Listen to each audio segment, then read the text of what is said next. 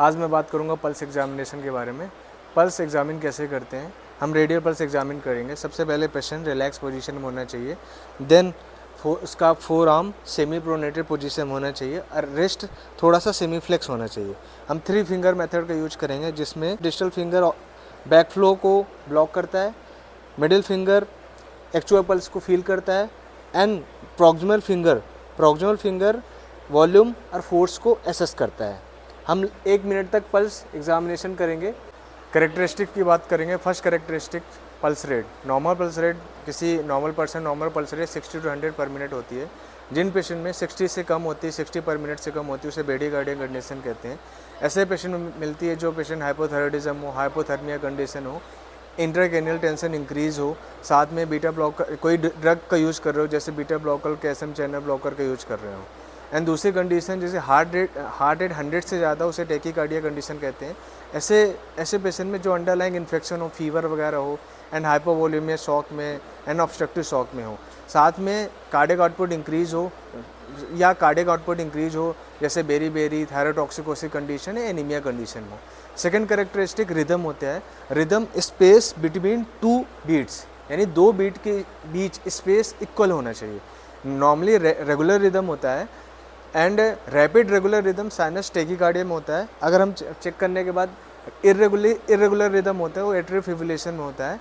And third condition regularly, पहले regular rhythm आता है, बाद में इरेगुलर हो जाता है, वो वेंट्रिकल बाइजमेनी, ट्राइजमेनी या सेकेंड डिग्री एट्रोवेंट्रिकल ब्लॉक में होता है। And third characteristic volume of pulse कैसे डिसाइड करते हैं? पल्स प्रेशर से डिसाइड करते हैं। Pulse pressure systolic blood pressure minus diastolic blood pressure होता है। Normal pulse pressure 30 to 60 mmHg होता है। अगर 30 mmHg से कम हो तो हाइपोकाइनेटिक पल्स बोलते हैं। ये शॉक में, कंजेस्टिव कार्डियक फेलियर में एंड हाइपोवोलेमिया में मिलता है। अगर 60 mmHg से ज़्यादा पल्स प्रेशर हो तो हाइपरकाइनेटिक पल्स बोलते हैं। ये फिजियोलॉजिकल कंडीशन जैसे फीवर, एक्सरसाइज एंड प्रेगनेंसी में मिल सकता है। पैथोलॉजिकल कंडीशन जैसे कार्डियक आउटपुट इंक्रीज हो, जिसमें beriberi anaemia and thyrotoxicosis condition में एंड सिरोसिस ऑफ लीवर में मिल सकता है। अब मैं बात करूँगा कैरेक्टर ऑफ पल्स के बारे में। नॉर्मली कैटाक्रोटिक पल्स मिलती है। कुछ एब्नॉर्मल पल्स के बारे में बात करूँगा, जैसे पल्सस अल्टरेंस। कैसे चेक करते हैं? सबसे पहले पेशेंट का बीपी कफ लगाते हैं और धीरे धीरे इन्फ्लेट करते हैं और उसके साथ साथ रेडियो पल्स फील करते हैं। इन्फ्लेट करने के बाद धीरे धीरे डिफ्लेट करते हैं। डिफ्लेट करते समय स्टार्टिंग में स्ट्रॉन्गर पल्स फील होती है और जब और डिफ्लेट करते हैं तो वीकर पल्स बीट फील होने लगती है।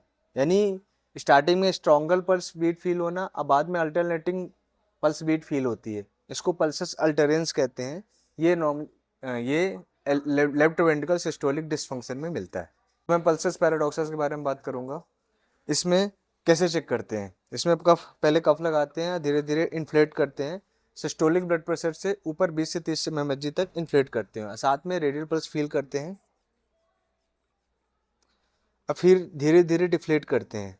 स्टार्टिंग में एक्सपायरेशन के समय रेडियल पल्स बीट फील होती है और डिफ्लेट करने पर इंस्पायरेशन एक्सपायरेशन दोनों में रेडियल पल्स बीट फील होने लगती है। दोनों प्रेशर डिफरेंस को नोट करते हैं, यानी इंस्पायरेशन में प्रेशर जितना आया, एक्सपायरेशन में जितना प्रेशर आया, उसको डिफरेंस प्रेशर को नोट करते हैं और उसका डिफरेंस अगर 10 mmHg से ज़्यादा आता है तो उसे पल्सस पैराडॉक्सस, यानी पल्सस पैराडॉक्सस में 10 mmHg ज़्यादा डिफरेंट आता है। ये मोस्ट कॉमनली कार्डियक टेम्पोनेट में देखने को मिलता है और chronic constructive pericarditis, COPD, pulmonary embolism में भी देखने को मिलता है। थर्ड कोलैप्सिंग पल्स, जिसे वाटर हैमर पल्स बोलते हैं। इसमें पहले पेशेंट के रेडियल पल्स को फील करते हैं। अब फोर आर्म का सपोर्ट लेते हुए हाथ को अचानक से शोल्डर के लेवल से ऊपर एलिवेट करते हैं। अगर वाटर कोलैप्सिंग पल्स प्रेजेंट है तो पहले पल्स पाम पर हिट करेगी और तुरंत कोलैप्स हो जाएगी। इसको कोलैप्सिंग पल्स या वाटर हैमर पल्स बोलते हैं। ये एओर्टिक रिगर्जिटेशन में मिलती है या हाइपरकाइनेटिक कंडीशन जैसे एनीमिया, बेरी थायरोटॉक्सिकोसिस में मिल सकती है। चौथा पल्सस डिस्फेरियंस। इसमें रेडियल पल्स को फील करते हैं और कंप्रेस करते हैं और धीरे धीरे रिलीज करते हैं। धीरे धीरे रिलीज करने पर एक पल्स में 2 पीक फील होती है। इसको पल्सस डिस्फेरियंस कहते हैं। ये सीवियर एओर्टिक रिगर्जिटेशन एंड एचओसीएम में मिलता है। कैरेक्टरिस्टिक रेडियल डिले चेक करते हैं, यानी दोनों रेडियल आर्टरी पल्स फील करते हैं और देखते हैं कि दोनों radial artery pulse equally feel हो रही है, एक ही टाइम में फील हो रही है कि नहीं। रेडियल डिले जैसे thoracic outlet syndrome, pre subclavian coarctation, aortic arch aneurysm में देखने को मिलता है। Next characteristic radio femoral pulse feed करते हैं, रेडियो फेमोरल डिले चेक करते हैं, radial artery femoral artery check करते हैं हम।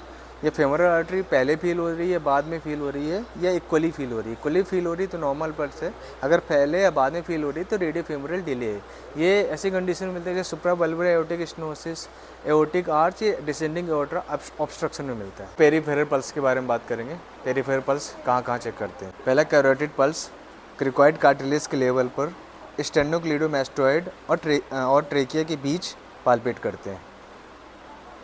Apical pulse left side 5th intercostal space पे 1, 2, 3, 4 एंड 5th इंटरकोस्टल स्पेस पे एट मिड क्लेविकल लाइन या 0.5 to 1 centimetre middle to mid clavicle line पर feel करते हैं। ब्रेकियल आर्टरी क्यूबाइटल फोसा पर बाइसेप्स टेंडन की मिडली साइड पल्स फील करते हैं। Femoral artery pubic symphysis anterior superior iliac spine के बीच इंग्वाइनल लिगामेंट के नीचे पाल्पेट करते हैं। पॉपलेटियल आर्टरी दोनों हाथ से इंसर्कल करते हैं पॉपलेटियल फोसर पर और डीप पाल्पेट करते हैं। पोस्टीरियर टिबियल आर्टरी मीडियल मेल्यूलस के पीछे और एक्लिस टेंडल के बीच पाल्पेट करते हैं। डॉर्सल पेडिस आर्टरी पैर के डॉर्सल सरफेस पर होती है, एक्सटेंसर हेलिसिस लॉन्गस टेंडन के लेटरली साइड पर फील करते हैं।